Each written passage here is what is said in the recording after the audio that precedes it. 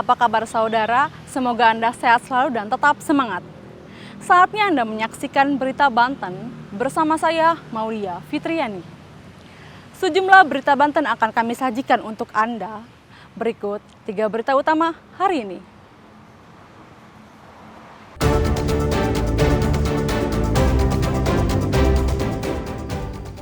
Terjebak asmara, pemuda di Kabupaten Serang tega mutilasi kekasihnya.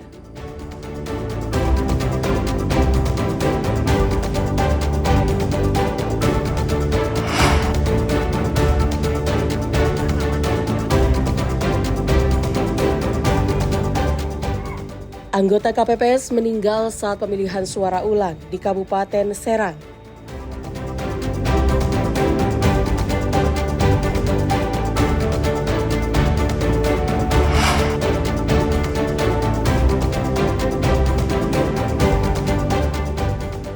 Dampak kenaikan harga kacang kedelai, produsen tahu di Lebak kurangi karyawan.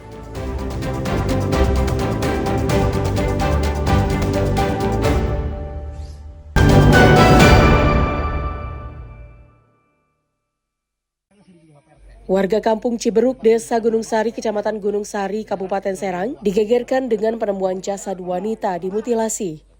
Korban ditemukan tanpa kepala, tangan, dan paha.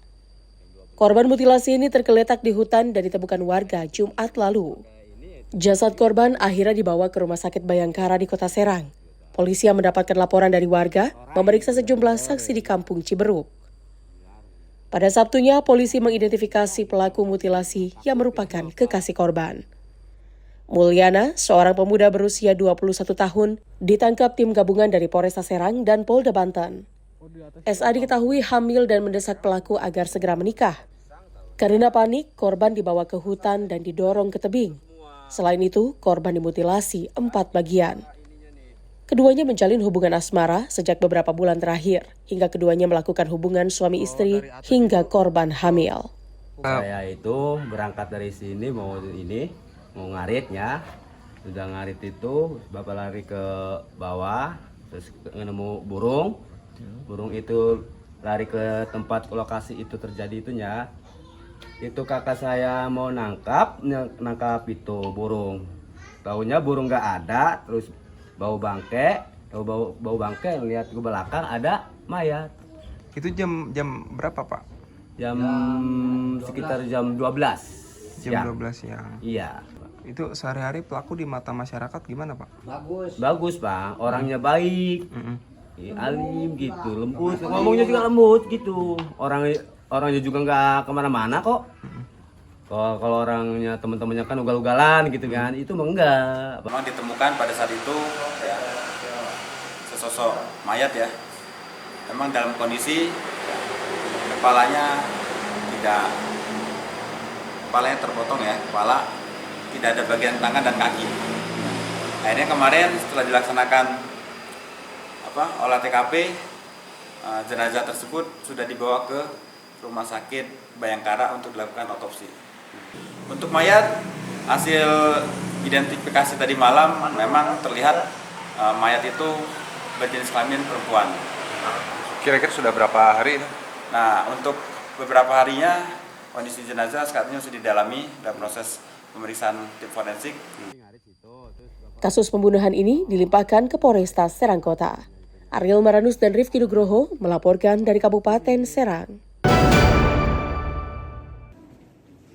Setelah banyak laporan tentang aktivitas warga negara asing yang meresahkan masyarakat, petugas kantor imigrasi kelas 1 khusus non-TPI Tangerang bergerak menindak para warga negara asing di apartemen wilayah Kabupaten Tangerang.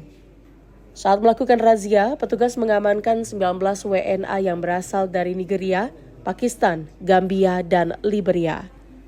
Mereka diamankan di 4 apartemen berbeda.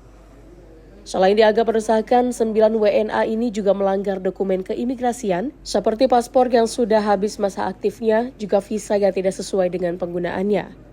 Para WNA ini juga mengaku datang ke Indonesia dengan modus berinvestasi untuk mendapatkan visa tinggal, namun kenyataannya mereka tidak memiliki pekerjaan dan berharap bisa mendapatkan pekerjaan di Indonesia. Sebagian juga laporan dari masyarakat, sebagian memang dari informasi yang diberikan kepada kita melalui kantor imigrasi. Kemudian petugas imigrasi melakukan kegiatan-kegiatan yang sesuai dengan aturan, dilengkapi dengan sprint dan yang lain-lain, dan kita lakukan penangkapan terhadap mereka karena memang mereka ini melakukan kegiatan-kegiatan yang sebetulnya tidak sesuai, dan kita pada saat penangkapan mereka itu tidak ada kegiatan sama sekali, padahal tujuannya berinvestasi.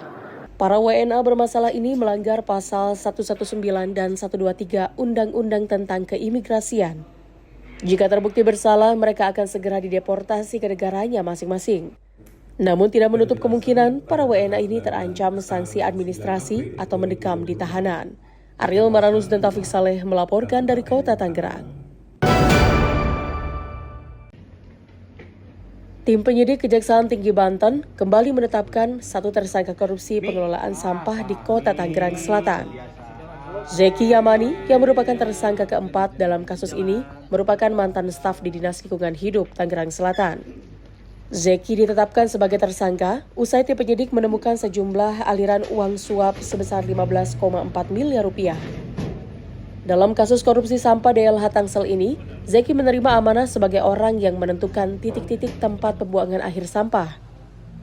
Uang sebesar 15,4 miliar rupiah awalnya ditujukan untuk mengurus kerjasama antar Pemda perihal tempat pembuangan akhir sampah. Namun sejak awal proyek disahkan, Zeki tidak menjalankan tugasnya. Zeki kemudian mencari tempat-tempat di sejumlah daerah yang bisa digunakan untuk menampung sampah dari Tangerang Selatan secara ilegal.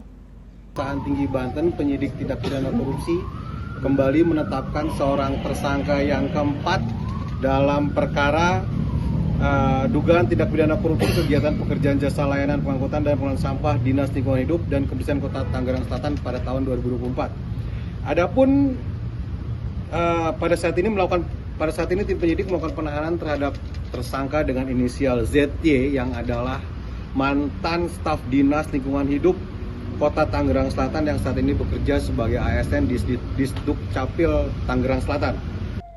Hingga saat ini, Kejaksaan Tinggi Banten sudah menetapkan 4 tersangka dalam kasus korupsi pengelolaan sampah Tangerang Selatan, yakni Syukron sebagai pemilik PT EPP, Wahyu Noto sebagai Kepala Dinas Lingkungan Hidup, Apriliadi Kepala Bagian Kebersihan, dan Zeki ASN DLH Kota Tangerang Selatan.